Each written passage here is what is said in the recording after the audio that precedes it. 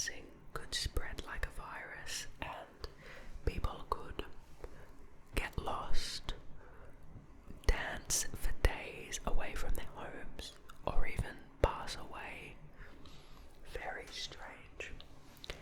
I'm pretty much going in blind in this one, so we'll be discovering what the dancing plagues are together.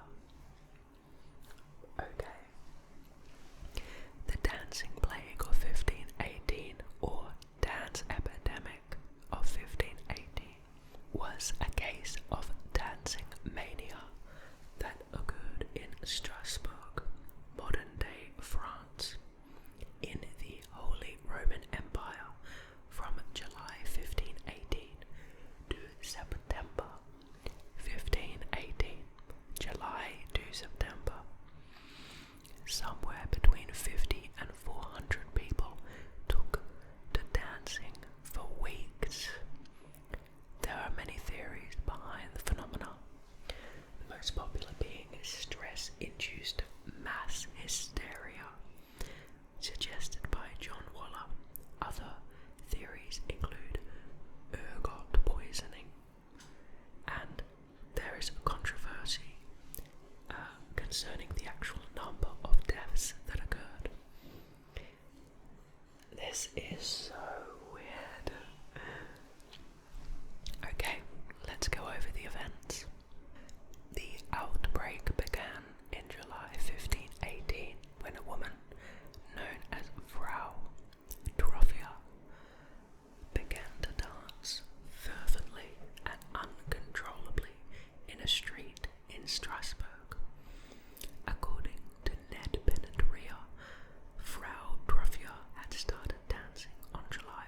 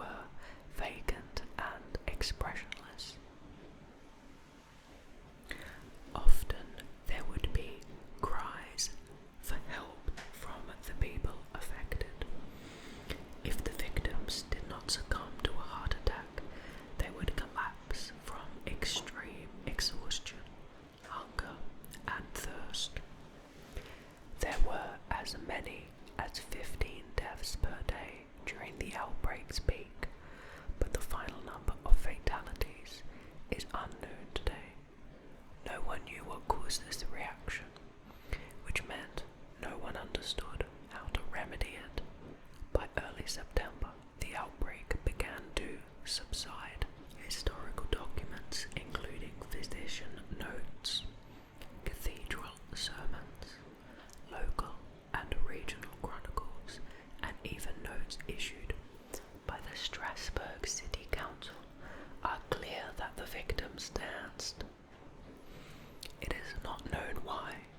Historical sources agree that there was an outbreak of dancing after a single woman started dancing, and the dancing did not seem to die down. It lasted for such a long time that it even attracted the attention of the authorities, until the council gave up authority to the physicians, who prescribed the afflicted to dance themselves out of it. There are claims that the guild halls were refurbished to accommodate the dancing, as well as musicians and strong people to help keep those dealing with the dancing mania to stay upright.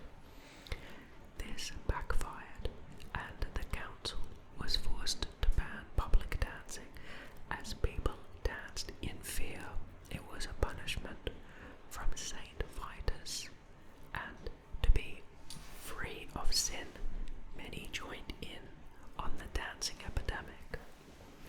When divine punishment or demonic possession initiated and sustained frenzied dancing, only those with divinely bestowed authority could restore the sinners to wholeness and to a right relationship with the divine. The council went as far as to ban music as well. That sucks. Those who danced were then ordered to go to the shrine of Saint Vitus, believed to punish sinners, by compelling them to dance uncontrollably. When they went to visit, they wore red shoes that were sprinkled with holy water and had painted crosses on the tops and soles. They also had to hold small crosses in their hands, and incense and Latin incantations were part of this ritual. Then, apparently forgiven by Vitus, word was spread of a successful ritual, and the dancing plague had ended in September, when the remaining dancers were taken to a mountain top to pray for absolution. Events similar to this are said to have occurred throughout the medieval age, including the 11th century in Coburg, Saxony, where it was believed to be the result of divine judgment.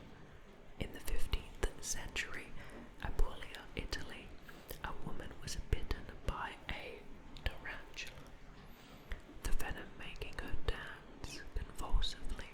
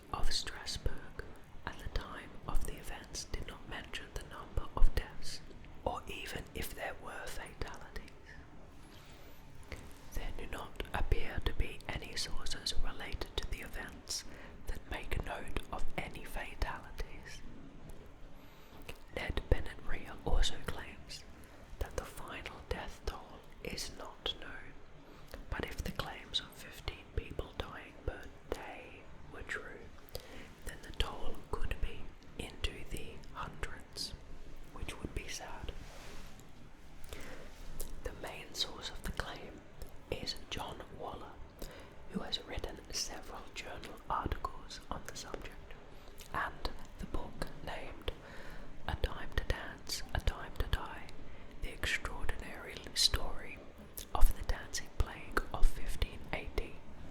The sources cited by Waller that mentioned deaths were all from later accounts of the events.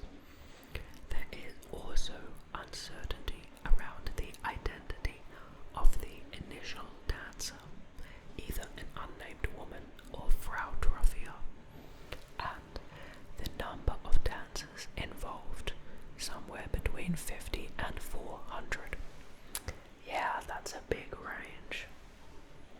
Of the 6 chronicle accounts, 4 support Lady Trophia as the first dancer. Now we should talk about some modern theories. Some believe the dancing could have been brought on by food poisoning caused by the toxic and psychoactive chemical products of ergot fungi. Ergotism, it's called, which grows commonly on grains such as rye, used for baking bread. Ergotamine is the main source of the psychoactive product of ergot fungi. It is structurally related to the drug LSD-25 and is the substance from which LSD-25 was originally synthesized. The same fungus has also been implicated in other major historical anomalies, including the Salem witch trials. In the Lancet, John Waller argues that this theory does not seem tenable, since it is unlikely that those poisoned by ergot could have danced for days at a time, nor would so many people have reacted to its psychotropic chemicals in the same way. The ergotism theory also fails to explain why almost every outbreak occurred somewhere along the Rhine and Moselle rivers, areas linked by water, but with quite different climate and crops. Now to another theory, stress-induced mass hysteria, that one's interest. This could have been an example of fully developed cases of psychogenic movement disorder happening in mass hysteria or mass psychogenic illness, which involves many individuals suddenly exhibiting the same bizarre behavior. The behavior spreads rapidly and broadly in an epidemic pattern. This kind of comportment could have been caused by elevated levels of psychological stress, caused by the ruthless years, even by the rough standards of the early modern period the people of Alsace were suffering. Waller speculates that the dancing was stress-induced psychosis on a mass level, since the region where the people danced was riddled with starvation and disease, and the inhabitants tended to be superstitious. 7 other cases of dancing plague were reported in the same region during the medieval era. 7 other cases, how strange. The psychogenic illness could have created a chorea, spelled C-H-O-R-E-A, a situation comprising random and intricate unintentional movements that flit from body part to body part, diverse choreas, like John's dance and tarantism. We should look those up sometime. Were labelled in the Middle Ages, referring to the independent epidemics of dancing mania that happened in Central Europe, particularly at the time of the plague.